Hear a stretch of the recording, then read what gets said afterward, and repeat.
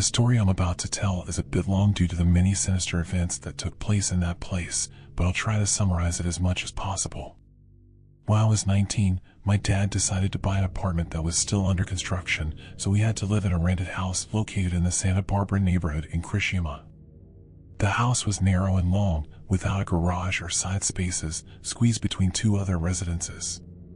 That year, I was studying medicine in college, had classes all day, and usually left home at 6:30 in the morning, only to return around 11 at night, exhausted and eager to go straight to bed. The house had a living room and a dining room. After these rooms, there was a hallway where my parents' bedroom, a ventilation area, the bedroom I shared with my younger sister, a bathroom, the kitchen, my two brothers' bedroom, a laundry room, and a backyard with some trees were located. The two bedrooms in the hallway had windows that opened to the ventilation area since the house had no side spaces. One night, I was already asleep, exhausted, when my sister woke me up, saying she heard strange noises in the kitchen and asked me to go with her to check what was going on. In the kitchen, there was an awning window high on the wall, close to the neighbor's yard, where we sometimes saw a kitten looking into our house, likely attracted by the smell of food. I decided to go with her, and as we were approaching the bathroom, I had a bad feeling. I pulled my sister back, and we returned to our room.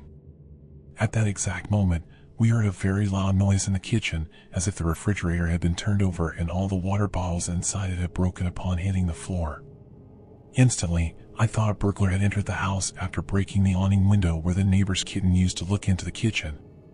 My dad woke up from the noise and went ahead to see what had happened. My mom, my siblings, and I followed him and were surprised to see what had occurred. My mom's old aluminum pot rack, with hooks for various pots, was overturned on the floor. All the pots were also on the floor, but stacked inside each other. There were also several glasses broken in half, but on the counter. Inside the glasses were all their shards. There wasn't a single piece of glass on the counter or the floor. We were scared and didn't know what had happened. After some time cleaning up the mess, we went back to sleep. From then on, I was scared to live in that house. However, it had the advantage of being close to my aunt's houses, my mom's older sisters. There was also the issue of returning the property before the rental contract ended, which would result in a fine.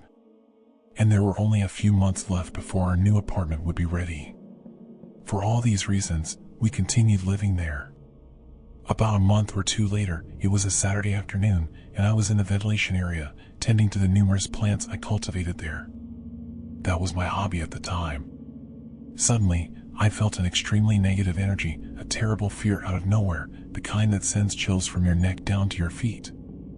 At that moment, I saw an old man's spirit passing through the hallway, clearly about 70-something years old, very thin and of medium height, wearing a white long-sleeved shirt and loose light blue pants, both faded and worn. I was so terrified that I jumped through the window into my parents' bedroom and started screaming for help. Given what had recently happened in the house and all the supernatural experiences I had had, my parents came to my aid and tried to calm me down, asking for patience since we would move to the new apartment in a few months. With no alternative, I agreed to continue living there. July came, and our family went to our summer house at Rinco Beach to enjoy the summer, as we always did. Only my dad and my older brother stayed in the house. My dad, already retired, worked in Criciúma from Monday to Friday.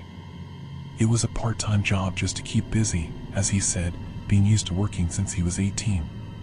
My brother was studying civil engineering in college and was on vacation but didn't like the hustle and bustle of the beach house. He preferred to stay quietly in Criciúma, serving as a driver for my dad, who had poor vision due to his age. It was a Monday afternoon in a week in July. Only my dad and my older brother were in the house. Around 4 p.m., my dad asked my brother to go to the bakery on the corner to buy some bread. At that moment, my dad went to the kitchen to make some coffee and set the table for a snack since they were alone in the house with no one to help them. With the coffee ready and the table set, my dad started washing the dishes. A few minutes later, he heard the front door open and close. Moments later, he heard footsteps as if someone was walking from the living room to the kitchen. Believing it was my brother returning with the bread he had gone to buy at the bakery, my dad turned to the hallway and said, "Let's have a snack, son." However, when he looked, there was no one there. At that moment, My dad got scared, remembering what had already happened in that house, and immediately went to the neighbor's house, where he was warmly welcomed by the neighbor, a friendly person, while waiting for my brother's return. In conversation with the neighbor, my dad told him everything strange that had happened in that house in the few months we lived there. He described the spirit of the old man I had seen in the hallway, as I had already told him. Perplexed, the neighbor told my dad that the description matched perfectly with the previous owner of that house, who had passed away a few years ago. He added that in life, the man was excessively materialistic and very attached to that house, which he didn't want to share with his heirs. After that event, my family returned to that house at the beginning of August only to move to another residence. From then on, we lived in peace until we moved to the new apartment. Since then, I have avoided passing by that house. Over the years, I had to pass by it 2 or 3 times, but I would bless myself and look to the other side of the street to avoid the risk of seeing that evil spirit again, which had frightened us so much. Curious, I researched on Google today and discovered that the house is now a commercial point. It has been turned into an auto parts store. I believe that all the people who lived there after us also fled, terrified by the nefarious manifestations of that evil spirit.